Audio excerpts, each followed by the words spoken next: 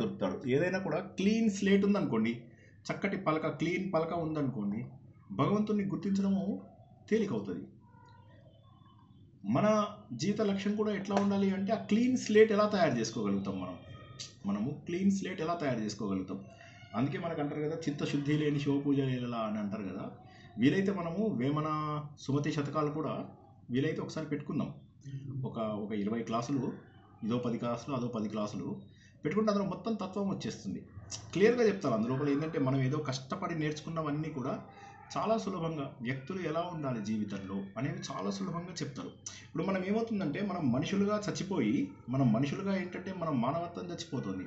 చచ్చిపోయి ఏం చేస్తున్నాము, స్వార్థం పెరిగిపోయి ఇట్లా అన్నమాట. ప్రతి దాంట్లో మెడిటేషన్ లోపల కూడా నాకు ఏదన్నా లాభం వస్తుందా, మెడిటేషన్లో ఏం లాభం వస్తుంది, నా కోరికలు తీరుతాయా, నాకు సీట్ వస్తుందా, నాకు చదువు వస్తుందా, నాకు ఇంకోటి వస్తుందా, ఇవన్నీ కాదు. ఇవన్నీ ఏంటంటే బియాండ్ ఇది. అంటే ఏదో మంత్రం తీసుకొని దాంతో ఫలితం వస్తుందని కాదు కదా. మనం మోసపోదామని రెడీగా ఉంటే బయట చాలామంది ఉన్నారు కదా మోసం చేసేవాళ్ళు. మీరు అదొకటి గుర్తించండి. మనం మోసపోవడానికి సిద్ధంగా ఉంటే బయట చాలామంది ఉంటారు మనల్ని మోసగించే వాళ్ళు. ఎంత కష్టమైన విషయమో అది. మరి అదొకటి గుర్తుంచుకోవాలి మనం. ఎందుకంటే జనాలందరూ రెడీగా ఉంటారు, మోసం చేయడానికే జనాలు రెడీగా ఉంటారు. కాబట్టి వీలైనంత వరకు మనం వీలైనంత వరకు మనం కరెక్ట్ పద్ధతిలో వెళ్ళినట్లయితే ఏం కాదు. ఆ కరెక్ట్ పద్ధతిలో వెళ్ళడం కోసమే ఈ ప్రయత్నాలన్నీ కూడా ఆ కరెక్ట్ ప్రయత్నం కోసమే. అట్లా అన్నమాట. ఎనీవే ప్రారంభించుకుందాం. అందరూ వచ్చేసినట్టున్నారు. ఒక్క నిమిషం. వీడియో క్లియర్గా ఉంది కదా అందరికీ? Okay okay sir.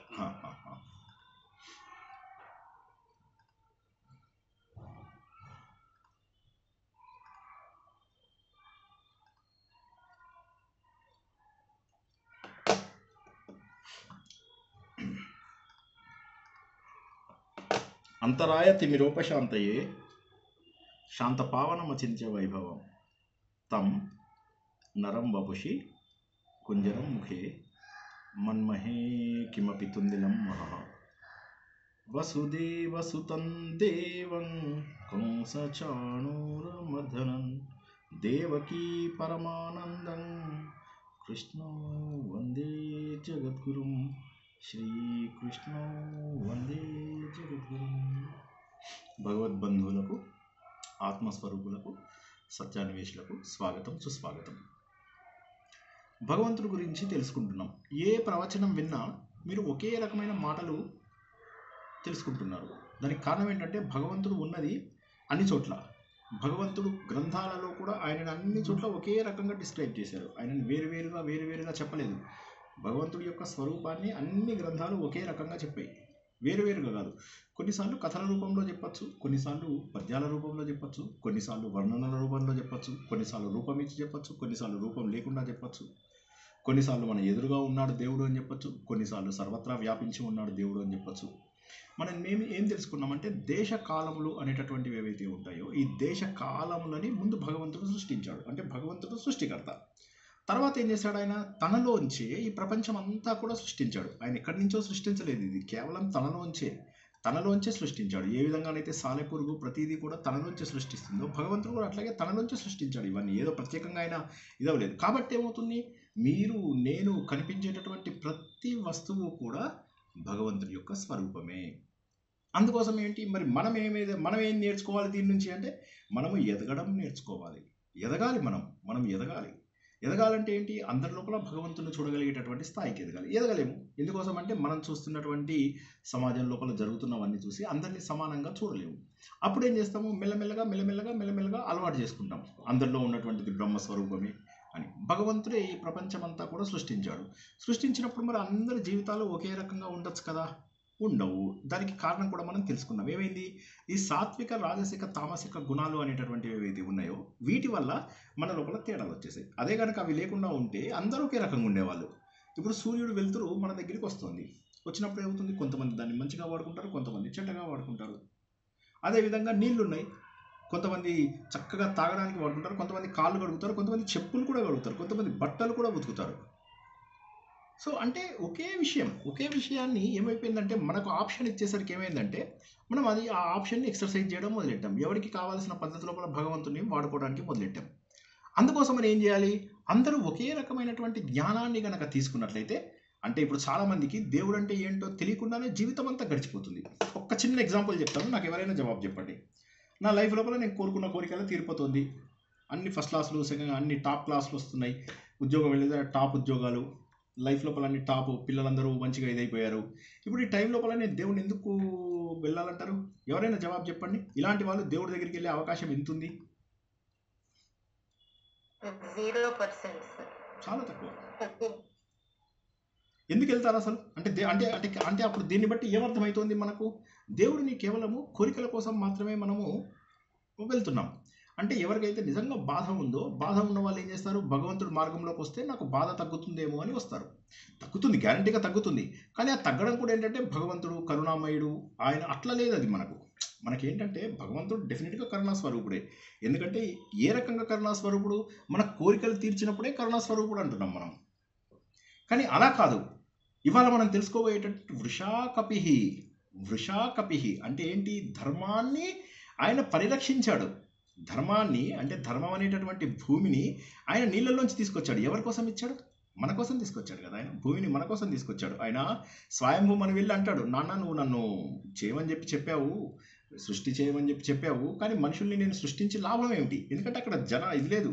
ఏమైంది? భూమి నేను సృష్టించాను కదంటే ఆ భూమిని తీసుకుపోయి వాడు హిరణ్యాక్షుడు దాచేశాడు. అంటే అప్పుడు మళ్ళీ ఈయన వెళ్ళి హిరణ్యాక్షుడిని సంహరించి ఆ భూమిని తన కూరల మీద తీసుకుని వస్తాడు. దాన్ని యజ్ఞవరాహము అంటారు అనమాట. యజ్ఞవరాహము అంటే అది మామూలు పంది కాదు, అది యజ్ఞవరాహము. అయితే ఈ యజ్ఞవరాహము అనే దానికి ఏదైతే ఉందో ఇక్కడ వృష అంటే ధర్మం, భూమినే ధర్మం. ఎందుకంటే ధర్మము మనను ధరిస్తుంది, భూమి కూడా మనను ధరిస్తుంది. భూమికి మనం వసుంధర అని కూడా అంటాం. వసు అంటే మనం ఏమని తెలుసుకున్నాం? ఎవరికైనా జ్ఞాపకం ఉందా? వసు అంటే ఏంటో? సృష్టి,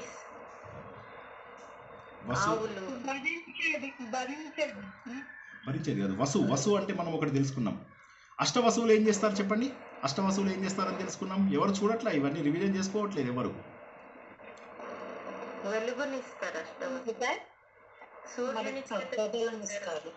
రజనీ గారు చెప్పండి.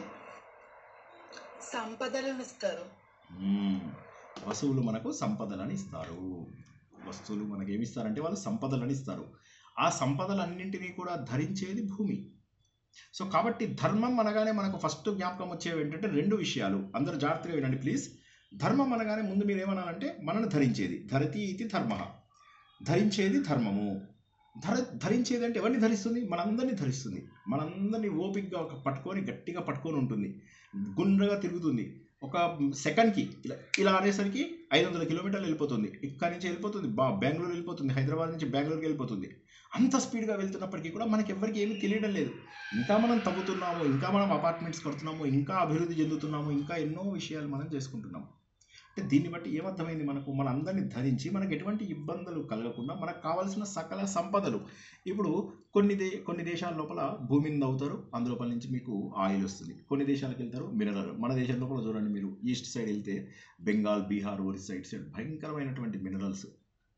సో విపరీతంగా మీకు రా మెటీరియల్ మొత్తం మీకు అక్కడి నుంచే దొరుకుతుంది. కొన్ని చోట్లకి వెళ్ళినట్టయితే భూమిలోంచి మీకు ఏమొస్తాయి? పంటలు, అందరూ తినేటటువంటి పంటలు. సో ఈ విధంగా మనకు సకల సంపదలు ఇచ్చేటటువంటిది కూడా ధర్మమే. ఆ ధర్మాన్ని బయటికి తీసుకొచ్చాడు. కమ్ అంటే నీళ్ళు అని కూడా ఒక మీనింగ్ ఉంది. సంస్కృతంలో ఒకటే గుర్తుంచుకోండి, ఒక పదానికి 100 మీనింగ్స్ ఉంటాయి, ఒక అక్షరానికి ఎన్నో మీనింగ్స్ ఉంటాయి.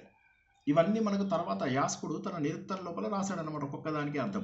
ఇక్కడ క అనేటటువంటిది మీనింగ్ ఏంటంటే జలము అని అర్థం. కమ్ అంటే జలము, అంటే భూమిని, ధర్మముని జలంలోంచి బయటికి తీసుకొచ్చాడు. అంటే భూమి అనేటటువంటి ధర్మంని నీళ్ళల్లోంచి బయటికి తీసుకొని వచ్చాడు అనగానే ఆహాహా అదే అని చెప్పేసి. దీన్నే మనం ఇంకో రకంగా తెలుసుకుంటే వృష అకపిహి అని చెప్పేసి, కపి అనేది ఒకటి, ఇక్కడ మనం సవర్ణ దీర్ఘ సంధిలాగా తీసుకుంటే వృష అకపి అని చెప్పి తీసుకున్నట్లయితే అకపి అంటే కంపించనిది అని అర్థం అనమాట. కంపించనిది అంటే కదలనిది, అంటే ధర్మానికి ఎటువంటి కంపన లేకుండా చేసేటటువంటి వాడు. అంటే అందుకే ఏమంటారు, మనము భగవద్గీత తెలుసుకున్నప్పుడు ఏమన్నాము? ఎక్కడ ధర్మం ఉంటుందో అక్కడ శ్రీకృష్ణుడు ఉంటాడు, ఎక్కడ శ్రీకృష్ణుడు ఉంటాడో అక్కడ విజయం వస్తుంది అన్న విషయాన్ని మనం తెలుసుకున్నాం. అదేవిధంగా ఇక్కడ ఏంటంటే భగవంతుడు ధర్మస్వరూపుడు, భగవంతుడు ధర్మాన్ని కాపాడతాడు, భగవంతుడు ధర్మాన్ని పైకి తీసుకొచ్చి నిలబెట్టాడు. సో మరి వరాహంని కపి అని పిలవచ్చు. వరాహాన్ని కపి అని కూడా పిలవవచ్చు. కపి అంటే ఈ విధంగా ధరించే వాటన్నిటిని కూడా కపి అంటారు. కపి అంటే కేవలం వానరమే కాదు. సో కపి అంటే ఇలా ఇలా ఇలా ధరించేటటువంటి దాన్ని కూడా కపి అంటారు. కాబట్టి వృషము రూపం అంటే ధర్మస్వరూపుడు, కపి రూపము, ఇవి రెండు అవడం వల్ల వృషా కపి అంటాం. అదే కాకుండా ధర్మము కదలకుండా చేస్తున్నాడు ఆయన. ధర్మాన్ని చెదురు రాకుండా, ధర్మానికి ఎప్పుడైతే గ్లాని కలుగుతుందో అప్పుడు భగవంతుడు తనను తాను సృష్టించుకుంటాడు అని చెప్పి మనం భగవద్గీతలో తెలుసుకుంటాం. కాబట్టి అన్ని ధర్మాలను రక్షించేటటువంటి ఆ భగవంతుణ్ణి మనం ఇక్కడ వృషా కపిహి అని చెప్పేసి చెప్పుకుంటాం అనమాట. అంటే ఒకటేమో వరాహస్వామి రూపంలో వచ్చింది అనేటటువంటిది ఒక డైరెక్ట్ మీనింగ్. రెండవది ఏంటంటే ధర్మాన్ని పరిరక్షిస్తాడు ఈయన అని చెప్పేసి ఇంకొక మీనింగ్. ఇంకోటి ఏంటి, కపి అంటే గొప్పదైనటువంటి వరాహాన్ని కూడా కపి అని అంటారు. గొప్పదైనటువంటి వరాహం, దాన్ని కూడా కపి అని చెప్పి అంటారు అనమాట. సో అందుకోసం అని చెప్పేసి ఈయనని కశ్యప ప్రజాపతి ఆయన మొట్టమొదటిసారిగా ఈయనకు పేరు పెడతాడు అనమాట, వృషా కపిహి అని చెప్పి. ఆయన మొట్టమొదటిసారిగా ఈ పేరు ఎందుకోసం చెప్పాడు? కశ్యప ప్రజాపతి యొక్క పిల్లలు ఎవరు ఒక్కసారి చెప్పండి.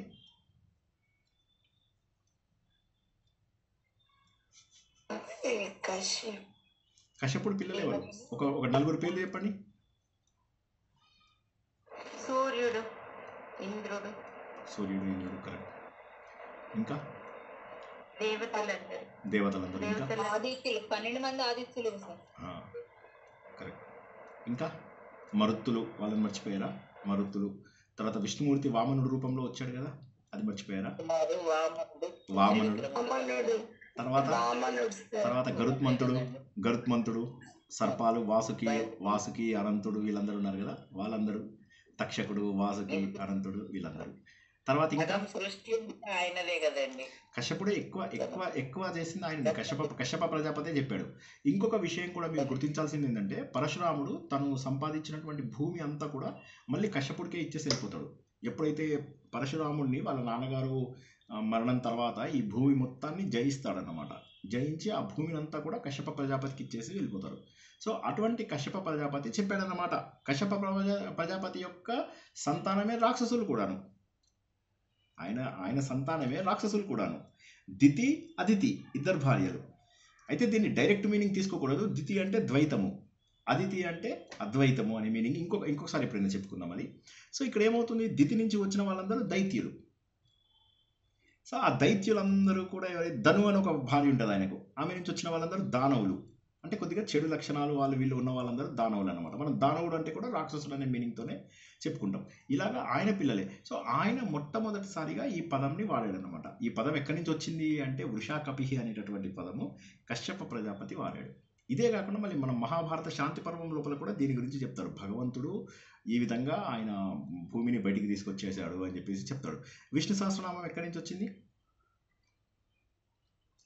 శాంతి పర్వమా, అనుశాసనిక పర్వమా? అనుశాసనిక పర్వం. సో అనుశాసనిక పర్వంలోంచి వచ్చిన విష్ణు సహస్రనామానికి శాంతి పర్వంలోనే ఈయన ముందు చెప్పాడు అనమాట, కపిర్వరాహ అంటే ఆయన ఏం చెప్పాడు, ఈ కపి అనేటటువంటి ఇదేదైతే ఉన్నదో అంటే పెద్ద వరాహం, యజ్ఞ వరాహము. కపి అంటే చాలా గొప్పది. యజ్ఞ వరాహం అంటే మామూలుగా మనం చూసే పంది కాదు. యజ్ఞ వరాహం అంటే గొప్పదైనటువంటిది, అనంతమైనటువంటి రూపాన్ని కలిగినటువంటి వారాహాన్ని యజ్ఞ వారాహము అంటారు. సో వృషా కపి అంటే అదనమాట, అంటే శ్రేష్టమైన వరాహం. కపి అంటే గొప్పదైనటువంటి వరాహము అని. అదే ఆల్రెడీ శాంతి పర్వంలో వాడి దాన్ని మళ్ళీ ఏం చేశారంటే ఇది లోపల అనుశాసనిక పర్వంలో కూడా చెప్పడం జరుగుతుంది భీష్ముడు. సో ఆ విధంగా మనకు 2 సార్లు ఈ వృషా కపి అనేటటువంటి పేరుని మనము తెలుసుకోవడం జరుగుతుంది అనమాట. అంత ఉన్నతమైనటువంటిది నామం. కాబట్టి దేవుడి యొక్క లక్షణాలను తెలుసుకోవడం ద్వారా దేవుణ్ణి ఊహించగలం. ఇప్పుడు ఏమవుతుందంటే మనము దేవుడు ఎవరు అనగానే రాముడు, కృష్ణుడు, వెంకటేశ్వర స్వామి, అమ్మవారు, ఓకే, ఇవన్నీ మనకు కన్వీనియన్స్ కోసం పెట్టుకున్నటువంటి రూపాలు. కానీ దేవుణ్ణి మనం ఎలా గుర్తించాలంటే ఆయన లక్షణాల ద్వారా గుర్తించాలి. ఆయన ఏ పని చేస్తాడో అది. శ్రీనివాస్ అంటే ఎవరు అంటే తెల్లగడ్డం ఉంటుంది, ఓకే, ఒక లక్షణం రాసేయండి, తెల్లగడ్డము. శ్రీనివాస్ అంటే ఎవరు అంటే పెద్ద బొట్టు పెట్టుకున్నాడు, ఓకే, బొట్టు పెట్టుకుంటాడు. శ్రీనివాస్ అంటే ఎవరు అంటే అరగంట ఉపన్యాసాన్ని గంట సేపు చెప్తాడు, ఓకే, అది రాసు. సో ఇలాగా నాలోని కనిపించే లక్షణాలు, నేను చేసేటటువంటి పనులు, వీటన్నిటి ద్వారా నాకు ఒక రూపాన్ని మీరు క్రియేట్ చేయగలుగుతారు. ఆ రూపాన్ని రవివర్మ తర్వాత ఏం చేశాడు, అందరి దేవతలకు ఆయన క్రియేట్ చేయగలిగాడు. కానీ భగవంతుడికి బేసికల్గా రూపం లేదు, భగవంతుడికి రూపం లేదు. భగవంతుడు ఎలా ఉంటాడు అనే విషయం ఎవరికి తెలియదు. ఈవెన్ బ్రహ్మదేవుడికి కూడా తెలియదు. అంటే పురాణాలలో వాటిని వర్ణించడానికి కొంతవరకు చెప్పారు, కానీ పురాణాలు పక్కన పెట్టేసినట్లయితే ఎవరికి తెలియదు. ఎందుకంటే భగవంతుడు, ఇప్పుడు మనం వేదాలు చదువుతున్నాం, వేదాల లోపల వేదాలలో ఎంతసేపు కూడా ప్రకృతి శక్తులు మన శరీరాన్ని ఎలా కాపాడతాయి. అగ్నిదేవుడు, వాయుదేవుడు, వరుణుడు, మిత్ర, తర్వాత ఇంద్రుడు, వీళ్ళ గురించే మనం ఎక్కువ చెప్పుకోవడం మొదలెడతాం. కాబట్టి భగవంతుడికి రూపం ఎట్లా ఉందో తెలియదు.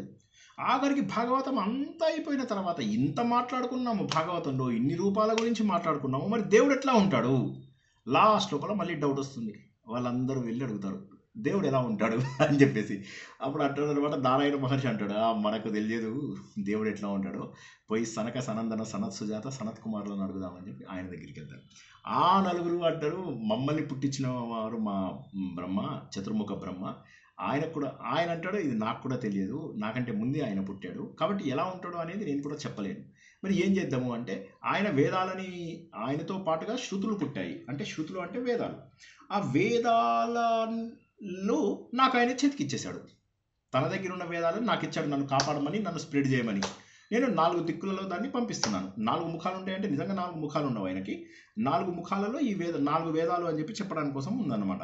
ఇప్పుడు ఆయన ఏమంటారు, సరే అయితే నేను అలా చేశాను, కాబట్టి వేదాలలో దేవుణ్ణి వర్ణించే లక్షణాలు ఉండొచ్చు అని చెప్పేసి అంటారు. అప్పుడు వాళ్ళు వేదాల దగ్గరికి వెళ్తారు. వెళ్ళేసి వేదాన్ని ఒక రూపం లోపల తీసుకుని వచ్చేసి, ఎలా ఉన్నాడు భగవంతుడు అంటే, ఎస్ నేను పుట్టింది భగవంతుడితో పాటే పుట్టాను, భగవంతుడు నిరాకారుడు అని చెప్పి ఏదైతే మనం నాసదీయ సూక్తము పురుష సూక్తంలో తెలుసుకున్నామో ఆ విషయాలన్నింటినీ చెప్పి, భగవంతుడికి రూపం లేదు, ఆ రూపం లేనటువంటి భగవంతుడు తనలోంచి ఈ ప్రపంచమంతా పుట్టించాడు, తన పావు వంతులోంచి ప్రపంచమంతా పుట్టించాడు. పుట్టించిన తర్వాత మనందరినీ కూడా ఆయన అంశతోనే పెట్టాడు. కాబట్టి మనం ఎవరమో కూడా వేరు కాదు, మీలో నాలో అందరిలో భగవంతుడు ఉన్నాడు అన్నటువంటి మాట శృతి చెప్తుంది. అప్పుడు వీళ్ళందరూ సంతోషపడుతుంటారు, ఈ నారాయణ మహర్షి, తర్వాత ఆయన శిష్యులు, తర్వాత ఇక్కడ వచ్చిన సనక సనందన సనత్ సుజాత. ఈ సనక సనందన సనత్ సుజాత సనత్ కుమారులకి ఎంతసేపు జ్ఞానం, వాళ్ళకి జ్ఞానం గురించి చెప్తే చాలు, వాళ్ళు ఎక్కడ పడితే అక్కడ ఆగిపోతారు. మాటకి వాళ్ళకి టైం పాస్ కానప్పుడల్లా దక్షిణామూర్తి దగ్గరికి వెళ్తారు. ఆయన దక్షిణామూర్తి ఏమైనా జ్ఞానం ఇస్తారంటే ఏమి ఇయ్యడు, ఇట్లా కూర్చుంటాడు అంతే, స్టైలిష్గా కూర్చుంటాడు. ఆయన చెట్టు కింద, పెద్ద చెట్టు, దాని కింద కూర్చుంటాడు, ఒక్క మాట మాట్లాడు, కానీ ఆయన చూస్తేనే వీళ్ళకు జ్ఞానం వచ్చేస్తుంది. అంటే భగవంతుడి దర్శనమే, భగవంతుని మనం దర్శనం అంటే మళ్ళీ ఎదురు దర్శనం, మళ్ళీ పక్కోని తోయడం, అది పెట్టుకోకండి, మీకు దండం పెడతా, అది కాదు దర్శనం అంటే, అది కాదు. దర్శనం అంటే భగవంతుడి యొక్క అనుభవం. భగవద్ దర్శనం కావాలా మీకు, భగవంతుడి అనుభవం కావాలా? హడావిడి దర్శనం కాదు, మనం భగవంతుడి యొక్క లక్షణాల ద్వారా భగవంతుడిని ఊహించుకోగలగడం. అదే మనకు విష్ణు సహస్రనామం లోపల తెలుసుకుంటున్నాం. మరి ఈ భగవంతుని ఎలా కొలుస్తాం, ఏంటి, ఎక్కడ ఎండు, ఎక్కడ స్టార్టింగ్, ఎక్కడ ఎండు అంటే అమేయమైనటువంటి ఆత్మ కలిగిన వాడు, అమేయ ఆత్మ. ఆయన ఎక్కడున్నాడు అక్కడున్నాడు అని చెప్పి పరిమితులు మనం పెట్టలేము. పరిమితులు లేనటువంటి ఆ భగవంతుని మనం ఎలా కొలుస్తాం? ఈ మధ్య చాలా మంది మా రిలేటివ్స్లో కూడా పెట్టుకున్నారు, చక్కగా అమేయ అని పేరు పెట్టుకున్నారు. మీరు కూడా విన్నారా? చుట్టాలలో, వాళ్ళలో, వీళ్ళలో ఈ మధ్య చక్కగా ఈ పేరు పెట్టుకుంటున్నారు. ఆడవాళ్ళకి అమేయ అని చెప్పి పెట్టుకుంటున్నారు. బాగుంది పేరు, చాలా బ్యూటిఫుల్గా ఉంది చూడండి. మీకు కూడా ఎవరికైనా కావాలంటే ఆ పేరు వాడుకోండి, చక్కగా విచ్చలవిడిగా వాడుకోండి, దేవుడి పేరే అది. సో అమేయ అంటే పరిమితులు లేనటువంటి ఆనందం ఉన్నటువంటి వ్యక్తి. సో అది అని అమేయాత్మ, ఎంత బ్యూటిఫుల్గా ఉంది. తర్వాత వచ్చినటువంటి పదం ఏంటంటే సర్వయోగ వినిహి శృత. ఇక్కడ మనం కొద్దిగా ఆలోచించాలి. అన్ని యోగాల నుంచి బయటపడ్డవాడు అని మీనింగ్ ఒకటి వస్తుంది. రెండవది ఏమొస్తుందంటే అన్ని బంధాల నుంచి విడిపడ్డవాడు. బంధాలు ఎవరు విడిపడతారు? ఎవడైతే బంధాల, ఒక్కసారి ప్లీజ్ కొద్దిగా నాతో ఉండండి, వాళ్ళు తొందరగానే ముగిద్దాం, ఎందుకంటే మాకు మళ్ళీ మా ఆర్ఎస్ఎస్ మీటింగ్ ఉంది, అందరు ఇంటికి వస్తారు. సో నేను తొందరగానే కంప్లీట్ చేస్తాను, కొద్దిసేపు ఓపిక పట్టండి ప్లీజ్. కొద్దిగా జాగ్రత్తగా నాతో ఉండండి, ఒక 15-20 నిమిషాలు, కొద్దిగా 9:35 కల్లా క్లోజ్ చేస్తా, ఓకే? బట్ అంతవరకు నాతోనే ఉండండి. సో జస్ట్ ఒకసారి ఆలోచించండి, బంధాలు ఎవరికి ఉంటాయి? బంధాలు ఉన్నవాడే బంధాల నుంచి విముక్తి అవుతాడు. మరి దేవుడు బంధాలు ఉన్నాయా అంటే కాదు, అసలు బంధాలు లేనటువంటి వాడు. సర్వయోగ వినిశ్రుత అంటే బంధాల నుంచి ఆల్రెడీ పడిపోయిన వాడు. ఆయనకి ఎవరితోటి బంధం లేదు. అదేం సార్, పురాణంలో దేవకి వసుదేవుకు పుట్టాడు, అంతకుముందు కృష్ణి గర్భునిగా పుట్టి, ఓకే, కథల రూపంలో మనకు కావాల్సినటువంటి నరాకారంలో నిరాకారుడైనటువంటి భగవంతుడు నరాకారంలో తత్వం తెలియజేయడానికి మాత్రం మన దగ్గరికి వచ్చాడు. కానీ ఆయన నరాకారంలో ఉంటాడని గ్యారంటీ లేదు కదా. మనము ఒకసారి చెప్పుకున్నాం, విద్యాప్రకాశ్ ఆనందగిరి స్వామీజీ ఆయన చెప్తారు, ఒకవేళ కనుక పశువులకే కనుక టెంపుల్స్ కట్టుకోవడము ఇవి అన్నీ ఉన్నట్లయితే అవి ఏం చేస్తాయి, వాటికి ఆలోచన ఉండి అవి కూడా టెంపుల్స్ కన్స్ట్రక్షన్ చేయాలి, వాళ్ళ లోపల కూడా చక్కగా ఇంజనీర్స్ ఉన్నారు అంటే వారు కూడా ఏం చేస్తారంటే ఒక ఆలయం కట్టి ఆలయం లోపల దేవుడికి 4 కాళ్ళు పెట్టి కొమ్ములు పెడతాయి. భగవంతుడు మనలాగా ఉంటాడు అని చెప్పేసి మనం ఊహించుకుంటున్నాం. కానీ భగవంతుడి యొక్క స్వరూపాల ద్వారా ఒకవేళ నిజంగా పశువులకు కనుక ఏది ఉంటే పశువులు వాళ్ళ రూపంలోనే పెట్టుకుంటాయి. లక్కీగా మనకేమైందంటే మన హిందూ ధర్మం లోపల అన్నింటిలో భగవంతుడు ఉన్నాడు అన్నాడు కాబట్టి గొడవ లేకుండా ఉంది. కాబట్టి భగవంతుని ఏ రూపంలో కొలిచినా కూడా తప్పలేదు. పశువు, పక్షులు, పిపీలికాది బ్రహ్మ పర్యంతం భగవంతుడే ఉన్నాడు. సో కాబట్టి అన్ని బంధాల నుంచి కూడా బయటికి వచ్చినటువంటి వాడు. అంటే ఇక్కడ మీనింగ్ ఏంటంటే అసంగము. అసంగము అంటే ఏంటి? ఏ విధమైనటువంటి బంధాలు లేనటువంటి వాడు అని బృహదారణ్యక ఉపనిషత్తు చెప్తుంది. అసంగం ఉన్నటువంటి వాడే భగవంతుడు. అసంగో హ్రియం పురుషః. ఎవరైతే అసంగుడుగా ఉండి ఉంటాడో ఆయననే పురుషుడు. ఏ బంధాలు లేకుండా వచ్చినటువంటి వాడు, అన్ని బంధాలను ఛేదించిన వాడు, ఎవరితోని స్పెషల్ రిలేషన్షిప్స్ ఆయన మెయింటైన్ చెయ్యడు. ఇంకోటి ఏంటి? ఇంకొక రకంగా ఆలోచించాలంటే మన గురించి తెలుసుకుంటే మనం ఏంటంటే యోగ పద్ధతుల ద్వారా, శాస్త్రాలలో తెలిపినటువంటి పద్ధతుల ద్వారా, ఇందాక మనం ఏమన్నాం, శృతి గీతలు అని తెలుసుకున్నాం. మనం 10 క్లాసులు 15 క్లాసుల్లోనూ శృతి గీతలు మనం కంప్లీట్ చేసుకున్నాం. ఆ శృతి గీతలలో ఏం తెలుసుకున్నాము? ఏవైతే వేదాలు భగవంతుడు ఇలా ఉంటాడు అని చెప్పాడో దాని ద్వారా తెలియబడతాడు. అంటే శాస్త్రాల ద్వారా ఈ అసంగుడైనటువంటి భగవంతుడు శాస్త్రాల ద్వారా మనకు తెలియబడతాడు. శాస్త్రాల ద్వారా మనకు తెలియబడేటటువంటి ఆ మహానుభావుడు భగవంతుడు. అంటే మనము ఇవి చదువుతూ ఉంటే ఏమవుతుంది? భగవంతుడు ఇన్ని రోజుల పాటు మనం ఏం చేసాం? భగవంతుడికి ఒక రూపం ఇచ్చేసి ఈ రూపంలో ఫిక్స్ చేసాము. ఫిక్స్ చేసినటువంటి దేవుడిని కోరికలు కోరుతున్నాము. దేవుడు కోరిక తీరితే సరే, కోరిక తీర్చకపోతే భగవంతుడిని తిడుతున్నాం. దేవుడు ఉన్నాడా? నేను ఎందుకు ప్రేమించాలి దేవుడిని? నువ్వు ప్రేమించకపోతే ఏమైంది భగవంతుడికి ఏదో అవుతుందని కాదు కదా. నేను చాలా మందితో ఒకటే మాట చెప్తా. ముందు ఫస్ట్ మనకి ఎన్ని కష్టాలు వచ్చినా, ఏమొచ్చినా దేవుడిని బ్లేమ్ చేయడం మానేయండి. ఎందుకంటే అది కూడా పాపం కిందకే వస్తుంది. పాపకార్యం, పుణ్యకార్యం అని 2 ఉంటాయి. మనం ఏది ఆలోచిస్తే ఈ ప్రపంచంలో అదే జరుగుతుంది. యద్భావం తద్భవతి. మనం ఏ ఆలోచనలు పెట్టుకుంటే అవే. ఎన్ని కష్టాలు వచ్చినా సరే భగవంతుడి పైన నమ్మకం వదిలేయద్దు. ఎందుకు వదిలేయద్దు అంటే భగవంతుడి చైతన్యం మనలో ఉంది కదా. ఆ చైతన్యం లేకపోతే ఈ శరీరం ఇట్లా నిలబడుతుందా? పట్మని పడిపోతుంది పక్కకి. మీరు చూసారు కదా, ఎంతోమంది ఒక్కసారి జీవం ఇందులోంచి వెళ్ళిన మరుక్షణము ఇంత పెద్ద బాడీ ధన్నుమని పడిపోతుంది కింద. సో కాబట్టి దీన్ని మనము చాలా బాగా అర్థం చేసుకున్నప్పుడు ఏమవుతుందంటే భగవంతుడి పైన నమ్మకం ఉంటుంది. ఆ నమ్మకంతో మనకి జన్మ ఇచ్చినందుకు అని చెప్పేసి భగవంతుడికి కృతజ్ఞత స్తోత్రం చేస్తాము. కాబట్టి భగవంతుడు నాకేదో కోరిక తీరుస్తాడు అంటే లేదు. పురాణాలలో ఉన్నాయి.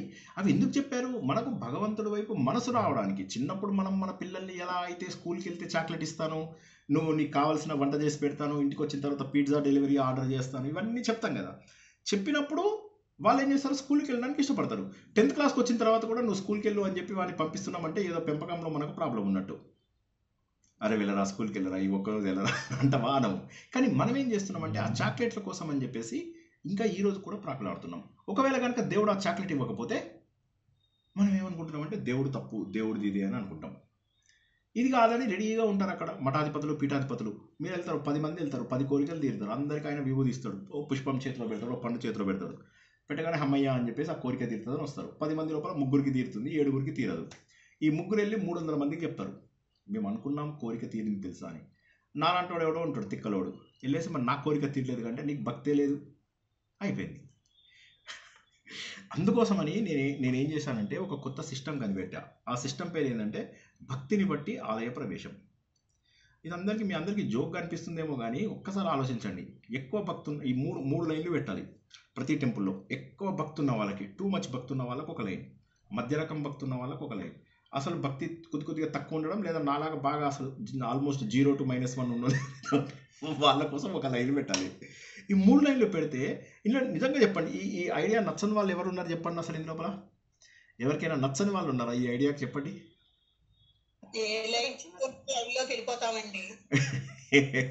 ఏ లైన్ తక్కువ రష్ ఉంటే ఆ లైన్లోకి వెళ్ళిపోతారా? అట్లా కాదు, వాళ్ళు ఏంటంటే భక్తులని వాళ్ళని లేదు సార్, పక్కన వాళ్ళకి కూడా పక్కన వాళ్ళు ఏమనుకుంటారో మనకు భక్తి లేదని. భక్తి ఉన్న క్యూలో వెళ్ళే వాళ్ళు చాలా మంది ఉంటారు. సో ఇలాగా ఏమైపోతుంది కొలమానం ఏం లేదు, ఎవరికి వాళ్ళే తెలియదు. ఎవరికి వాళ్ళే డిసైడ్ చేసుకోవాలి. వాళ్ళకి ఎంత భక్తి ఉంది అనేది ఎంత వాళ్ళకి వాళ్ళే డిసైడ్ చేసుకోవాలి. కొంతమంది దేవుని చూడగానే ఊగిపోతుంటారు, కొంతమంది కన్నీళ్లు గారుస్తుంటారు, కొంతమంది పక్క వాళ్ళు కన్నీరు గారుస్తుంటే వీళ్ళు కన్నీరు గారుస్తుంటారు, కొంతమంది అవతల వాళ్ళని తొక్కడానికి తన్నడానికి కూడా సిద్ధమవుతుంటారు. కొంతమంది మూఢనమ్మకాలు పెంచుకొని వాళ్ళు ఏం చేస్తారు తెలుసా? ఆ మూఢనమ్మకాలకు వ్యతిరేకంగా మీరేమన్నా మాట్లాడితే మిమ్మల్ని అక్కడే కొట్టి చంపేయడానికి కూడా రెడీ అవుతారు. సో కాబట్టి ఏంటంటే భక్తిలోంచి మూఢ భక్తిలోకి వెళ్ళిపోతున్నాం మనం. భగవంతుడికి ఒక రూపం ఇచ్చి భక్తిలోంచి మూఢ భక్తిలోకి వెళ్తున్నాం. కానీ భగవంతుడి లక్షణాలు తెలుసుకున్నా కొద్దీ ఏమనిపిస్తుంది, భగవంతుడిని ప్రతి చోట చూడవచ్చు. కానీ ఆలయంలో భగవంతుడు విభూతిగా ఉన్నాడు, విశిష్టముగా భూతి అయి ఉన్నాడు, విశిష్టముగా కనిపిస్తున్నాడు. ఆలయంలో ఉన్నటువంటి దేవుడు విశిష్టంగా ఉన్నాడు. అంటే కొద్దిగా ఎక్స్ట్రా అక్కడ తరంగాలు కనిపిస్తాయి. ఆ తరంగాలను మనం ఏం చేస్తున్నాము, అక్కడ ఉన్నవి 100 రూపాయలు, ఒకడు వెళ్తే పర్వాలేదు 100 రూపాయలు అందుతాయి, 100 మంది వెళ్తే ఒక్కొక్కడికి ఒక్క రూపాయి అందుతుంది, 1000 మంది వెళ్తే ఒక్కొక్కడికి 10 పైసలే అందుతుంది. సో కాబట్టి ఏంటంటే ఆలయంలో తరంగాలు ఉన్నమాట నిజం. కాబట్టి ఆలయాలకు వెళ్ళాలి, తీర్థయాత్రలు చేయాలి, ఇవన్నీ చేయాలి. కానీ ఏంటంటే మన మనస్సుని ప్రశాంతంగా ఉంచుకొని ఆలయంలో ఆ లైన్లో ఉన్నంతసేపు గోవింద గోవింద గోపాల గోపాల శ్రీరామ జయరామ అనుకుంటూ భగవంతుడి లక్షణాలని ఊహించుకుంటూ భగవంతుడు యజ్ఞవరాహమై ఇలాగా తీసుకొచ్చాడు, భూమిని బయటికి తీసుకొచ్చాడు. భగవంతుడికి రూపం లేదు కానీ నా కోసం రూపం ధరించాడు. భగవంతుడు నా లోపల చైతన్యంగా ఉన్నాడు. నా లోపల ఇప్పుడు నేను పీల్చుకుంటున్నటువంటి గాలి ఏదైతే ఉందో అది భగవంతుడు. ఒకసారి భగవంతుడిని చూస్తా.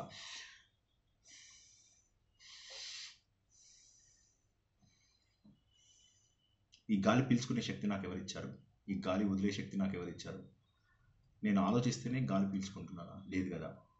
నేను తిన్నటువంటి ఆహారము ఎలా జీర్ణం అవుతుంది? ఇన్ని వందల వేల లక్షల ఎంజైమ్స్ నా శరీరంలో ఎక్కడున్నాయి? ఇన్ని కోట్ల నరాలు నా లోపల ఎక్కడ ఉన్నాయి? అన్నీ కూడా వాటి వాటి వాటి వాటి సిస్టమ్స్ అవి ఇంత అద్భుతంగా ఎలా చేయగలుగుతున్నాయి? చిన్న గోరు పోతేనే నేను ప్రపంచం మునిగిపోయినంత గోల చేస్తున్నానా?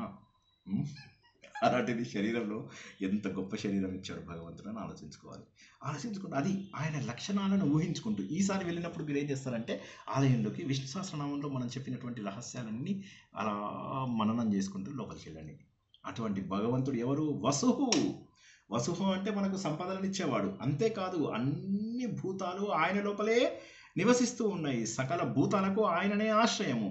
కాబట్టి మనందరము ఆయనలోనే ఉన్నాము. కాబట్టి భగవంతుడు వసుహు అంటే సంపదలు ఇచ్చేవాడు. ఈ వసువులలో నేను ఎవరిని ఏం చెప్పాడు భగవద్గీతలో? ఎవరికైనా జ్ఞాపకం ఉందా? విభూతి లోపల ఏం చెప్పాడు ఆయన? వసువులలో నేను ఎవరిని ఏం చెప్పాడు?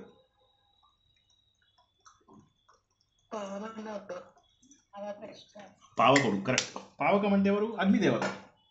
సో అందుకోసమే మనం మొట్టమొదటిగా ఋగ్వేదంలో అగ్ని గురించి తెలుసుకున్నాం. చూసారా కనెక్షన్ ఎక్కడి నుంచి ఎక్కడికి వచ్చిందో? So this is what you are supposed to understand. ఇప్పుడు ఏమన్నాడు? వసువులలో నేను పావకుడని అన్నాడు. ప్లీజ్ కొద్దిగా ఇటు ఉండండి, మైండ్ అయిపోయింది 15 నిమిషాలు. పావకుడు అంటే ఏంటి? అగ్నిదేవుడు. అందుకే కదా మనం అగ్ని సూక్తంతో స్టార్ట్ చేస్తాం ఋగ్వేదం. సో ఇదన్నమాట. అంటే ఏంటంటే మనకు అన్ని అటు ఇటు పోయి మళ్ళీ వేదాలతోనే సంబంధం ఉంటాయి. వసుహు అంటే వసించేవాడు, మనందరి లోపల వసిస్తున్నాడు. అందరము ఆయనలో వసిస్తున్నాం. ఈ ప్రపంచమంతా ఆయన యొక్క స్థావరమే, అందులోపలే మనం అందరం ఉన్నాం. అర్జునుడు భగవంతుడి యొక్క రూపాన్ని చూసి ఏమన్నాడు? అయ్య బాబోయ్, అనేక శీర్షాలు, అనేక ఉదరాలు, అనేక బాహువులు, ఎన్నో మాలలు, ఎంతో అద్భుతమైనటువంటి రూపము, సుగంధాలు నాకు తెలుస్తున్నాయి.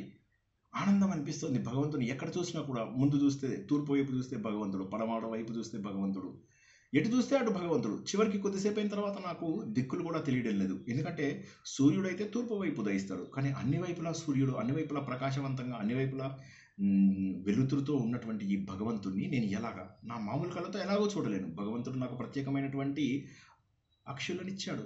అయినప్పటికీ కూడా నేను భగవంతుడిని చూస్తుంటే ఏమవుతుంది? నాకు దిక్కులు తెలియడం లేదు, దిక్కు తోచడం లేదు. భగవంతుడా నువ్వే దిక్కు అని నీ దగ్గరికి వస్తే నన్ను దిక్కు లేని వాడిని చేస్తావా? ఇది భావన. అర్జునుడి భావన చూసారా? అది భావన. భగవంతుణ్ణి అలా జస్ట్ కళ్ళు మూసుకొని ఒక్కసారి ఆయన విశ్వరూపాన్ని ఊహించుకోండి. అయిపోయింది. మీరు మెడిటేషన్లోకి వెళ్ళకపోతే నేను ఛాలెంజ్ కడతా. అలా ఊహించుకోండి భగవంతుణ్ణి. ఎటు చూసినా కూడా వెళ్తురు. భగవంతుడి యొక్క అనంత రూపాలు కనిపిస్తున్నాయి. ఎన్నో ముఖాలు కనిపిస్తున్నాయి, ఎన్నో ఉదరాలు కనిపిస్తున్నాయి, ఎన్నో బాహువులు కనిపిస్తున్నాయి.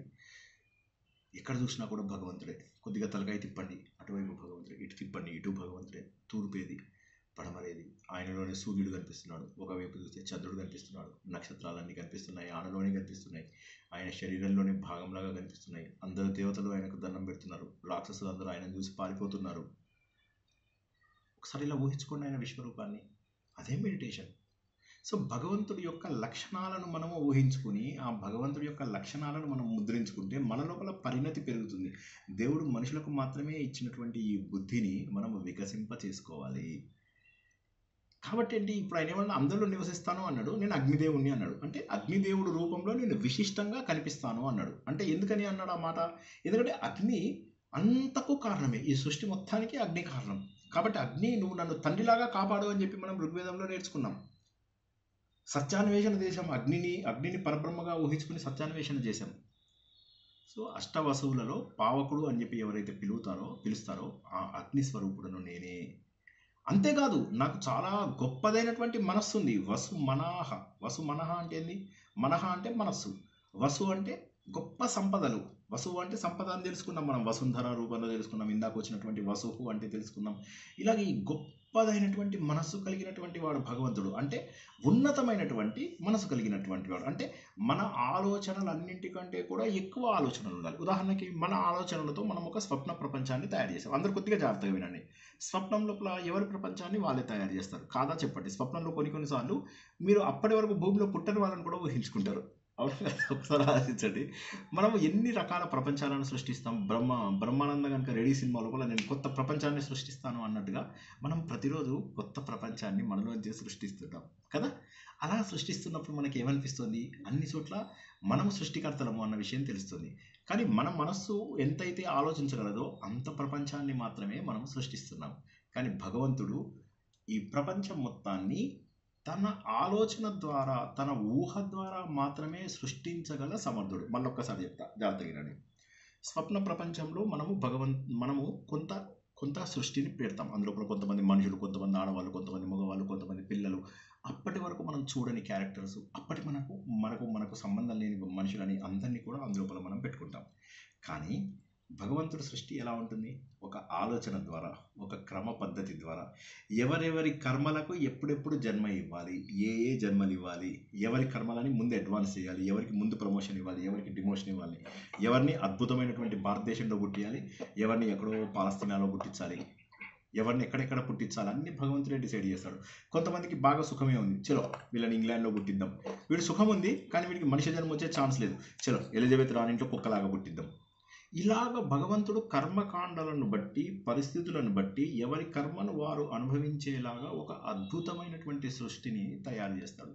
దీన్నే మనం ఇంతకుముందు ఒక సినిమాలో, మ్యాట్రిక్స్ అనే సినిమా లోపల భగవంతుడు సృష్టి, ఈ వసుహు మన అనేటటువంటి దాన్ని, భగవంతుడు సృష్టిని మెయిన్ ఫ్రేమ్ ద్వారా వాళ్ళకి చేస్తారు. అందరినీ మెయిన్ ఫ్రేమ్కి కనెక్ట్ చేస్తారు. అందరూ నిద్రల్లో ఉంటారు. అప్పుడు వాడు మెయిన్ ఫ్రేమ్ నుంచి ప్రోగ్రామ్ రన్ చేస్తే ఈ కళలలో ఉన్న వాళ్ళందరూ కూడా అది నిజం అనుకుంటూ ఉంటారు. నిజం అనుకుని అందులోనే వాళ్ళు చిన్నగా ఉంటారు, అందులోనే పెద్దగా అవుతారు, అందులోనే సంబంధాలు పెట్టుకుంటారు, అందులోనే ఉద్యోగాలు చేస్తుంటారు, అందులోనే ఊరంతా తిరుగుతుంటారు, అందులోనే ట్రావెల్ చేస్తారు, అందులోనే చనిపోతారు. సో ఒక ప్రోగ్రామ్ రన్ అవుతుంది. ఈ మ్యాట్రిక్స్ సినిమా మన హిందూ ధర్మం పైన ఆధారపడింది. మనం అందరం కూడా ఇప్పుడు ఉన్నటువంటి దాన్ని ఏమంటారంటే స్వప్నావస్థ. ఇది పెద్ద స్వప్నావస్థ. మనం ఉన్నటువంటిది పెద్ద స్వప్నం. ఈ ఒక్కసారి కనుక ఈ దేహాన్ని వదిలిన మరుక్షణం మనం ఏమనుకుంటాం తెలుసా? ఇంత పెద్ద కళ కన్నానా నేను అని ఆశ్చర్యపోతాం. ప్రతిరోజు కళలో ఉన్నప్పుడు కళనే నిజమవుతుంది. కళ నిజం కాదు అని చెప్పి ఎప్పుడు తెలుస్తుంది? ఎవరికైనా తెలుస్తుందా? కళలో ఉన్నప్పుడు ఒక్కసారి ఆలోచించండి. ఎవరైనా జవాబు చెప్పండి. కళలో ఉన్నప్పుడు బాధ వస్తే మనం ఏడుస్తాం, కళ లోపల సంతోషం వచ్చినప్పుడు నవ్వుతాం. ఒక్కసారి చెప్పండి కళలో పరిస్థితి. కళలో ఉన్నప్పుడు లేచాక తెలుస్తుంది.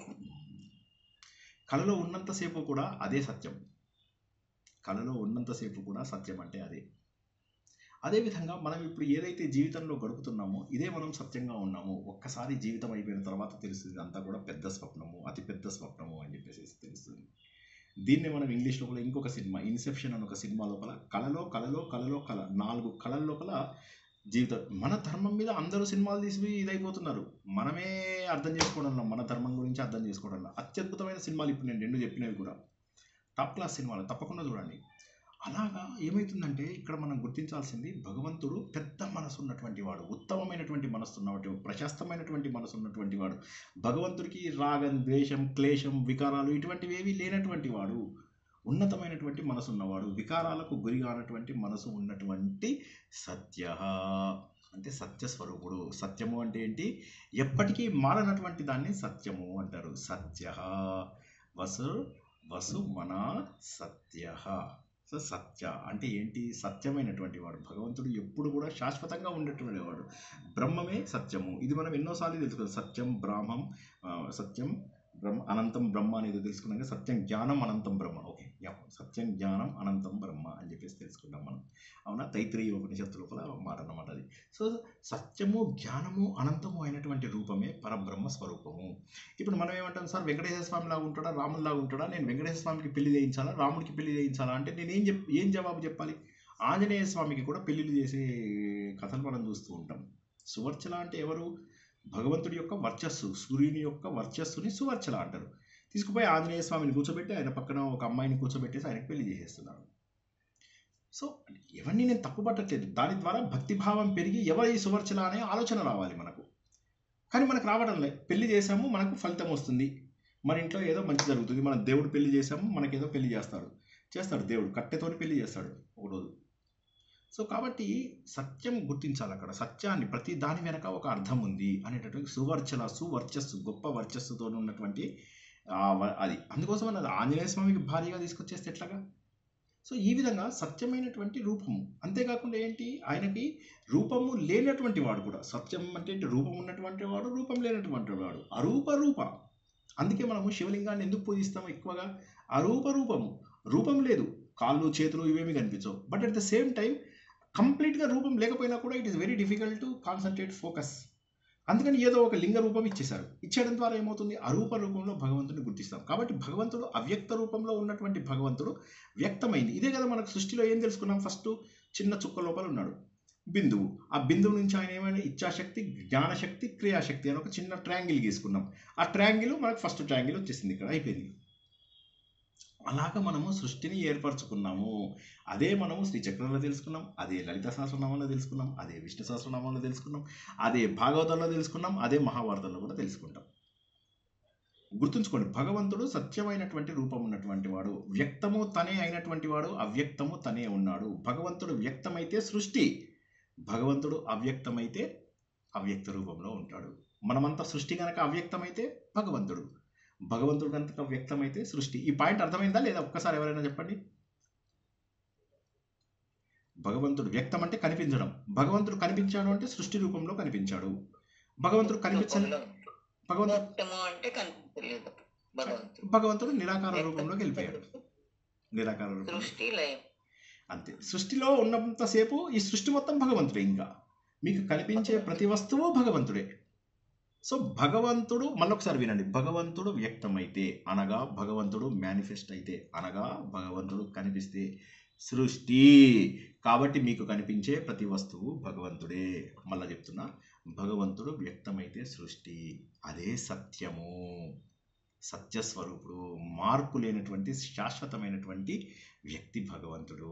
ఆ విధంగా భగవంతుడు ఎప్పుడూ కూడా అన్ని సృష్టి ఉన్నా లేకున్నా భగవంతుడు మాత్రం ఉన్నాడు. ఆయన చైతన్య శక్తి ప్రతి చోట కూడా మనకు కనిపిస్తూనే ఉంది. ఆయన చైతన్య శక్తి మనకు కనిపిస్తోంది. ఆయన చైతన్య స్వరూపం లోపలే మనం ఆయనను గుర్తిస్తున్నాం. భగవంతుడిని మనం చైతన్య స్వరూపం లోపల గుర్తిస్తున్నాం. అటువంటి వాడు ఈ భగవంతుడు. ఎంత బ్యూటిఫుల్గా ఉంది కదా. అంటే కాలాన్ని బట్టి, దేశకాల పరిస్థితులను బట్టి ఆయన ఎటువంటి మార్పులు రాడు. సత్ అంటే ఆకారం, త్యత్ అంటే సత్య అనేదాన్ని రెండుగా విడగొట్టండి. సా అనేది త్యా అనేది. సత్ అంటేనేమో ఆకారం, త్యత్ అంటేనేమో ఆకారం లేనటువంటిది. ఒక్కొక్క అక్షరానికి ఒక్కొక్క మీనింగ్ ఉంటుంది సంస్కృతంలో. సా త్యా, సా త్యా. సా అంటేనేమో రూపం ఉన్నది, త్యా అంటేనేమో త్యత్, త్యజించడము అంటారు కదా, త్యజించడము. సా అంటే సాకారం, అంటే కలిసి అని, సహ అంటారు. రామ సీతేన సహ, సీతయా సహ, లక్ష్మణేన సహ, అనుజేన సహ. ఇలా మనం ఆ సహ అనేది ఉంది కదా, అదనమాట. స అంటే కలిపి అని మీనింగ్. అంటే రూపం ఉన్నటువంటిది, రూపం లేనటువంటిది. త్యా అంటే త్యక్త్, త్యజించినటువంటిది. ఈ రెండు అక్షరాలను కలుపుకుంటే సత్యం అవుతుంది. అంటే రూపం ఉన్నవాడు, రూపం లేనటువంటి వాడు కూడా భగవంతుడే. అట్లా అంటే మూర్తము అమూర్తము తనే అయినటువంటి వాడు భగవంతుడు. చాలా బ్యూటిఫుల్గా ఉంది. సత్యం అంటే మామూలు కాదు. సత్యం అంటే ఇంకొక మీనింగ్ ఏంటంటే, సత్పురుషులు ఎవరైతే ఉన్నారో వారిలో ఉన్నటువంటి సాధు స్వభావము సత్యము. అంటే సత్యము అంటే కేవలము ట్రూత్ అనే మీనింగు, తర్వాత ఎప్పుడూ మార్పు లేని ఇదొకటైతే, ఇంకొకటి ఏంటంటే ఒక మంచి గుణము, సాధు లక్షణము, అందరిలో ఉన్నటువంటి ఒక గొప్ప లక్షణం ఏదైతే ఉందో అది కూడా భగవంతుడే. సమాత్మ అంటే అందరి లోపల ఉన్నాడు ఆయన, అందరి లోపల కలిసే ఉన్నాడు. అంటే అందరి లోపల ఉన్నాడంటే ఆయనకు రాగ ద్వేషాలు ఇవేమీ లేవు, ఆత్మ సమంగా ఉంది. అంటే ద్వంద్వాలు లేనటువంటి వ్యక్తి. కోపము, సంతోషము, రాగము, ద్వేషము, శీతము, ఉష్ణము, నింద, స్తుతి ఇవేవి భగవంతుడికి చెందవు. మనము ఆ సినిమా లోపల జై మంజునాథ సినిమా లోపల చిరంజీవిని అర్జున్ తిడుతూ ఉంటాడు, కానీ చిరంజీవి ఆనందంగా డ్యాన్స్ చేస్తూ ఉంటాడు. చిరంజీవి అందులో శివుడు అనమాట. ఎందుకు అంటే ఏముంది, ఇదేముంది, నాకు నిందాస్తుతులకు అతీతులైనటువంటి వాడిని నేను. సమాత్మ. సమాత్మ అంటే నిందాస్తుతులు కానీ ద్వంద్వాలు కానీ ఏవీ లేకుండా, రాగద్వేషాలు, కోపము, సంతోషము ఇటువంటివి ఏవీ లేనటువంటి సమానమైనటువంటి అంటే స్టేబుల్ మైండ్ ఉన్నటువంటి వ్యక్తి సమాత్మ. సంమిత. సంమిత అంటే మితము, సమ్యక్ మిత, చక్కగా తెలియబడినటువంటి వాడు. సర్వ వ్యక్తుల యందు, సర్వ పదార్థాల యందును చక్కగా తెలియబడినటువంటి వాడు సంమిత. సంమిత అన్నిటిలలో కూడా మనకు తెలియగలిగేటటువంటి వాడు. సమహ. సమహ అంటే వికారాలు లేనటువంటి వాడు, సమానంగా ఉండేటటువంటి వాడు. అంటే ఇంకొక మీనింగ్ ఏంటంటే సా మా, మన రెండింటిని తీసుకున్నట్లయితే మాధవాలో మా ఉన్నాం కదా, మాధవ అంటే మా అంటే లక్ష్మీదేవి యొక్క భర్త, ధవ అంటే భర్త, మాధవ. ఆ మాని ఇక్కడ లాక్కండి, సా అంటే ఇక్కడ లాగండి. సా అంటే సహ, సహ అంటే కూడిన. మా అంటే ఏంటి, లక్ష్మీదేవి. సమ అంటే ఏంటి, లక్ష్మీదేవితో కూడినవాడు. అర్థం కాని వాళ్ళు ఒక్కసారి అడుగుతారా? అర్థం కాకపోతే మళ్ళీ చెప్తా తొందరగా, ఎందుకంటే ఇంకా 5 minutes. మితము అంటే కన్నా అంటే కరెక్ట్ ప్రపోర్షన్ లో అన్నట్టు కదండి సార్. ఇప్పుడు మీరు చెప్పేది ఇంకొకసారి చెప్పండి సార్. ఇది సంమితనా సమహన? సంమితనా సమహన ఏది మీకు కావాలి? సంమితనా? ఇది సంమిత. మితము అంటే లెక్క పెట్టడం. మితము అంటే లెక్క పెట్టడము, నిర్ధారించడము, కన్ఫర్మ్ చేసుకోవడము. దీన్ని కూడా సంమితము అని చెప్పేసి అంటారు. సంమితము అంటే సంమితము, అసమ్మితము అని కూడా అంటారు. అసమ్మితము, సంమితము. దీన్ని ఇప్పుడు మనం ఎట్లా అంటే సమాత్మ సంమిత అని అన్నారు అనుకోండి. సమాత్మ సమానమైన ఆత్మ, అసమ్మిత. అసమ్మిత అంటే ఏంటి, సమ్యక్ కానటువంటిది. అంటే భగవంతుడు అన్ని రూపాల లోపల ఈ రెండు కనుక కలిపినట్లయితే మీరు సమాత్మ సంమిత అంటే సమంలోనూ అసమంలోనూ రెండింటిలోనూ కూడా ఉన్నటువంటి భగవంతుడు అని ఒక మీనింగ్ వస్తుంది. సంమిత అనే దాన్ని ప్రత్యేకంగా కనుక మీరు తీసుకున్నట్లయితే సమ్యక్ మిత. మిత అంటే లెక్క పెట్టడం. ఆ లెక్క పెట్టడంలో నిర్ధారించడానికి నిర్ధారించడంలో సమ్యక్ మిత, చక్కగా లెక్క పెట్టగలిగేవాడు, చక్కగా నిర్ధారించగలిగేవాడు. ఉదాహరణకి భగవంతుడి యొక్క ప్రజెన్స్ ఖచ్చితంగా ఉన్నది అని చెప్పి తెలియడం. నేను ఇందుకే మీకు చాలాసార్లు చెప్పాను, ఎవరికైనా ఈ అందరూ వినండి, ఇది ఆవిడకి ఒక్కదానికి చెప్పట్టేది పాయింట్, అందరూ గుర్తుంచుకోండి. దేవుడు ఉన్నాడు అని చెప్పి నమ్మకం ఉండాలి అంటే సంమిత అని గుర్తుంచుకోండి. సంమిత అంటే దేవుడు ఉన్నాడు అంతే. దానికి సింహం ఏంటమ్మా? ఖచ్చితంగా. సో అంటే దేవుడు ఉన్నాడు, కంపల్సరీగా ఉన్నాడు దేవుడు. సంమిత. ఎవరైనా మీరు మళ్ళీ దేవుడు ఉన్నాడా అంటే సంమిత అనండి అంతే. ఇక ఈ రోజు నుంచి సంమిత అనే పదం మీరు గుర్తుంచుకోండి. వీలైతే 10 సార్లు ఇది కూడా మీ ధ్యానంలో కూడా పెట్టుకోండి. సంమిత, సంమితాయ నమః, సంమిత అనుకోండి, ఏం పర్వాలేదు. ఎందుకోసం అంటే ఆ లక్షణం మీకు అర్థం కావాలి. అంటే గొప్పగా పరిగణింపబడేవాడు, గొప్పగా గణింపబడేవాడు, గొప్పగా నిర్ధారింపబడేవాడు, గొప్పగా తెలియబడేటటువంటి వాడు అని చాలా బ్యూటిఫుల్గా ఇది వస్తుంది అనమాట. అయితే దీన్ని అసమ్మిత అనొచ్చు అంటే అనొచ్చు. అసమ్మిత అన్నప్పుడు ఏమవుతుందంటే అమేయాత్మలాగా వస్తుంది. అమేయాత్మలో ఏమవుతుంది, పరిమితులు లేనటువంటి వాడు. ఇక్కడ ఏంటంటే దేని ద్వారా గణింపజేయలేనటువంటి వాడు. అంటే ఆయనని గణింపజేయాలంటే ఏదో ఒకటి, ఇప్పుడు ఒక దాంతో పోల్చాలి అంటే ఈయనతోని సమానమైనది ఉండాలి. ఇప్పుడు మనం అంటాం కదా, హీరోయిన్ ఏమంటాం, నేను చంద్రుడితో పోలుద్దామని అనుకున్నా కానీ చంద్రుడి లోపల మచ్చ ఉన్నది, నేను ఎట్లా పోల్చాలి అని ఇలా మనం అనుకుంటాం కదా. లేదు ఇందులో దీంతో పోల్చలేను, దీంట్లో తప్పు ఉంది, దాంట్లో పోల్చలేను, దాంట్లో తప్పు ఉంది అని అంటాం. అవన్నీ భగవంతుని లక్షణాలు అనమాట. ఇక్కడ కూడా భగవంతుని సంమిత అనొచ్చు, అసమ్మిత అని కూడా అనొచ్చు. సమాత్మ సంమిత, సమాత్మ అసమ్మిత అని కూడా అనొచ్చు. సవర్ణ దీర్ఘ సంధి కాబట్టి సంమిత అని చెప్పి తీసుకున్నప్పుడు అద్భుతంగా అంటే ఉన్నతంగా, ఉత్తమంగా లెక్కింపబడేవాడు, పరిగణింపబడేవాడు అని ఒక మీనింగ్. ఇంకోటి ఏంటంటే ఈ కనిపించే వాటితోటి ఆయనని మనము మేజర్ చేయలేము. అమేయాత్మ లాంటి స్వరూపం అన్నమాట. ఆయనని కనిపించే వాటి ద్వారా లెక్కబెట్టలేనటువంటి వాడు, పరిమితులు లేనటువంటి, లెక్కలు లేనటువంటి వ్యక్తి అని అసమ్మిత అని కూడా తెలుస్తుంది. ఓకేనా? కాకపోతే మనం సంమితనే తీసుకుందాము. బట్ సంమిత తీసుకొని అసమ్మిత కూడా తీసుకుంటే తప్పేమీ లేదు. దేని చేత కూడా గణింపబడని వాడు కాదు. అంటే ఏంటి, దేని చేత కూడా ఆయనని మనం మేజర్ చేయలేము. అమేయాత్మ లాంటి దగ్గర పదం. అమేయాత్మలో ఏంటంటే మనం మేజర్మెంట్ చేస్తాము. ఇక్కడ ఏంటంటే ఆయనని గణింపడం, నిర్ధారింపడం. దేంతో నిర్ధారింపజేస్తాం ఆయనని? దేంతో నిర్ధారింప చేయలేము కాబట్టే ఎన్ని పదాలు, ఎన్ని వాక్యాల ద్వారా ఆయన లక్షణాలని పోగు చేసుకుంటున్నాం ఒక దగ్గర. ఒకే పదం ఆయనని పూర్తిగా సూచించలేదు. ఈ పదం ఇది దేవుడు అంటే నమ్మకాన్ని మనకు తెలియదు. రాముడు అంటే టక్మని రాముడు గుర్తొస్తాడు, కృష్ణుడు అంటే డైరెక్ట్గా కృష్ణుడు గుర్తొస్తాడు. కానీ భగవంతుడు అలా కాదు. భగవంతుడు ఏదైతే ఉన్నదో భగవంతుడి యొక్క అసలు స్వరూపం ఈ 1000 నామాలని కన్సాలిడేట్ చేసుకుంటే ఆయన లక్షణాలు మనకు తెలుస్తాయి. ఎందుకంటే డైరెక్ట్గా తెలుగులో మితంగా సారీ సార్ అది వేరు, మితం అంటే తక్కువ అని మీనింగ్, అది వేరు, ఆ మితం కాదు ఇక్కడ. మితంగా భోజనం చెయ్యట్లా అంటాం కదండి సార్, అది ఇది మీనింగ్ వేరే. తెలుగు మితం వేరే, సంస్కృతం మితం వేరే. Okay, thank you sir. జై శ్రీకృష్ణ సార్. కరెక్ట్. సమహ, సమహ అర్థమైందా అందరికీ? సమహ అంటే సమంగా ఉండడం ఒకటి. సా అనే అక్షరము ఇందాక చెప్పుకున్నటువంటి సకారము.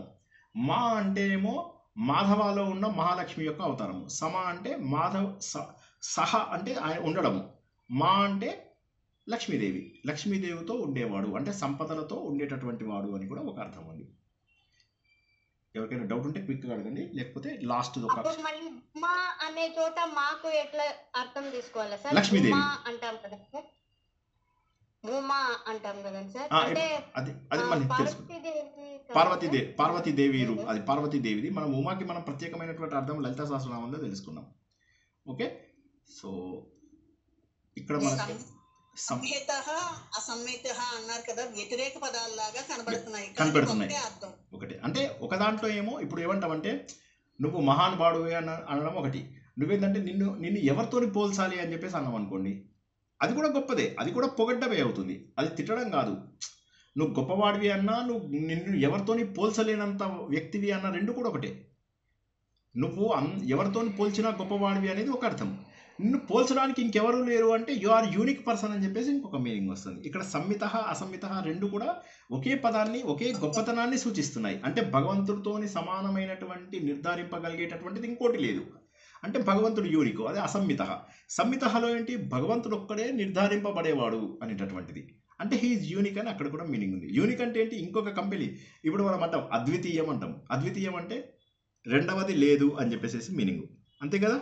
రెండవది లేదు, అద్వితీయ అంటే అక్కడ మన చెడ్డ మీనింగ్ ఎట్లయితుంది, అది ద్వితీయ అద్వితీయ చెడ్డ మీనింగ్ కాదు అక్కడ. ఇక్కడ ఏమవుతుందంటే సంహిత అసంహిత లోపల, సంహితలో ఏమో భగవంతుడిని మనము గొప్పగా నిర్ధారిస్తున్నాం. అసంహితలో ఏంటి, ఈయనకు ఏ రకమైనటువంటి పోలికలతోటి ఈయనని మనం చెప్పలేము, హీఈస్ ఏ యూనిక్ పర్సన్ అని చెప్పి చెప్పడం అన్నమాట.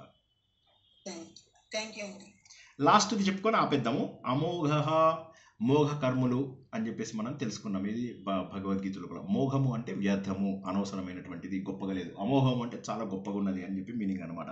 అంటే ఈ ప్రపంచంలో వ్యర్థం ఏం వ్యర్థం కానివ్వండి, ఏం చేయాలి, నా పూజలు వ్యర్థం కావు, వ్యర్థం కావు. నేను చేసే పనులు వ్యర్థమైతాయా, వ్యర్థం కావు. నేను ఆఫీస్కి వెళ్తాను, ఇంటికి వస్తాను, ఈ పనులను, ఎస్, ప్రతి పనికి ఫలితం ఉంటుంది. ఏది కూడా వ్యర్థం పోనీయడు. అమోఘ, అందుకే అమోఘము అంటే గొప్పది అనే మీనింగ్ ఒకటి వస్తుంది. ఏది కూడా వ్యర్థం కాకుండా ఉంటే అబ్బా అమోఘం, ఎంత బాగా చేసావు వర్క్, ఒక్క పాయింట్ కూడా నువ్వు మిస్ అవ్వకుండా చేసావు, ఒక్క పాయింట్ కూడా నువ్వు వదలకుండా చేసావు, అది అమోఘం అన్నమాట. మోఘ కర్మలు, మోఘ జ్ఞానులు అని చెప్పేసి మనం భగవద్గీతలో తెలుసుకున్నాము. వాళ్ళు చేసేటటువంటి పనులన్నీ కూడా వ్యర్థమే. ఎందుకోసమని, వాళ్ళు రాక్షసులు, వాళ్ళ ఇళ్లలో వేదాలు అవి రన్ అవుతున్నప్పటికీ కూడా వాళ్ళ లోపల ఆ పరిణతి రాలేదు, వాళ్ళ ఇంట్లో ఆ పరిణతి రాలేదు. వాళ్ళ లోపల ఆ పరిణతి రానప్పుడు అది మోహ కర్మ. వాళ్ళలో ఉన్నటువంటి జ్ఞానం కూడా మోహ జ్ఞానము అని చెప్పి భగవద్గీతలో మనం తెలుసుకున్నాం. ఇక్కడేంటి, అమోఘము, వ్యర్థం కాని అయినటువంటి గొప్పదైనటువంటి. అంటే మీరు పూజ చేయొచ్చు, స్తుతించవచ్చు, స్మరించవచ్చు, మంచి పనులు చేయొచ్చు, కర్మయోగం చేయొచ్చు, భక్తి యోగం చేయొచ్చు, రాజయోగం చేయొచ్చు, జ్ఞానయోగం చేయొచ్చు. ఏది చేసినా కూడా మీరు చేసినటువంటి సంకల్పములను పోగొట్టనటువంటి వాడు సత్య సంకల్ప. ఆయన ఏంటంటే మీరు చేసినటువంటి పనులకు ఫలితము ఖచ్చితంగా వచ్చి తీరుతుంది. మంచికి మంచి, చెడుకు చెడు. అదే భగవంతుడు. అంటే అమోఘము అంటే మోహము కానిది. మోహం అంటే వ్యర్థము, వ్యర్థము కానిది. ఏవి వ్యర్థం కాదు, నేను చేసేటటువంటి పనులు ఏవి వ్యర్థం కావు, మంచి పనులైనా చెడ్డ పనులైనా. ఆత్మసుఖము వీడిని ఆట కొరకు పాత్ర పోషణ చేసి సూత్రధారి, విశ్రమించదని పాదము ఆశ్రయించి పరమకరుణాంతరంగా శ్రీపాదురామ. జై శ్రీకృష్ణ. చాలా చక్కటి నేర్చుకున్నాము. ఎవరికైనా రాక్షసీం ఆసురీం చైవ ప్రకృతిం మోహినీం శ్రితాః కదండి సార్. కరెక్ట్. అక్కడ మనం రాక్షసులు చేసేటటువంటి పనులు, రాక్షసులకు ఉన్నటువంటి జ్ఞానము. రండి లోపల రండి, తలుపు దోసుకుని లోపల రండి. భవానీ గారు లోపలికి వచ్చేయండి, తీసుకో. సో అక్కడ అక్కడ మనకి ఏమైందంటే రాక్షసుల ఇళ్లలో కూడా పూజలు జరుగుతాయి, రాక్షసుల ఇళ్లలో కూడా వేదాలు ఉంటాయి, రాక్షసుల ఇళ్లలో కూడా అగ్ని కార్యాలు జరుగుతాయి. కానీ ఏవి జరిగినప్పటికీ కూడా అవన్నీ కూడా వ్యర్థమే, వాళ్ళ కర్మలు వ్యర్థమే. ఎందుకంటే వాళ్ళ లోపల దయాగుణం ఉండదు. అందుకోసం అని చెప్పేసి వాళ్ళు చేసేవన్నీ వ్యర్థము అని చెప్పేసి భగవంతుడు మనకు భగవద్గీతలో చెప్పాడు. అదే ఇక్కడ మనము భగవంతుడి యొక్క లక్షణంగా అమోఘ అనే దాంట్లో కూడా తెలుసుకున్నాం. అంటే మన ఏ కర్మలు కూడా వృధా కాని అయినటువంటి మనస్తత్వం ఉన్నటువంటి వాడు భగవంతుడు. జై శ్రీకృష్ణ. ఇంకెవరికైనా ఏమైనా ప్రశ్నలు ఉన్నాయా? ఇవాళ తెలుసుకున్న వాటిలో వృషాకపిహి దగ్గర నుంచి తెలుసుకున్నాం మనం. వృషాకపిహి, అమేయాత్మ, వసు, వసుమనః, సత్య, సర్వయోగ వినిశ్రుత,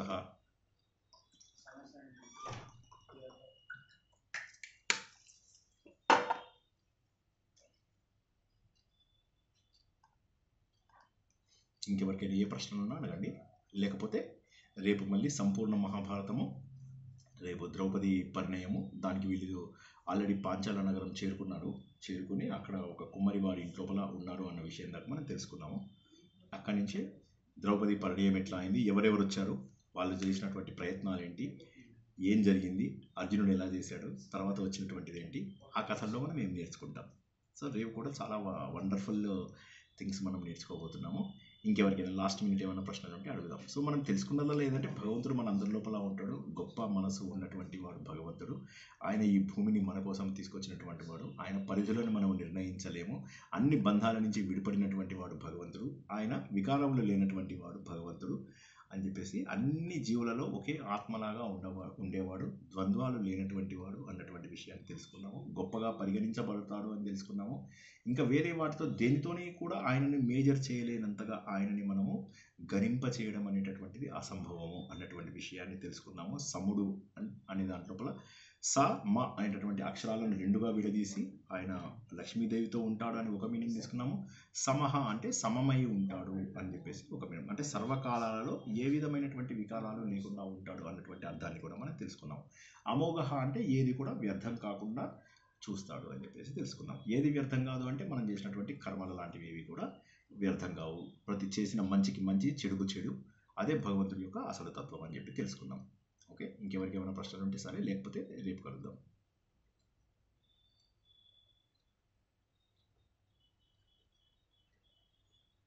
వండర్ఫుల్.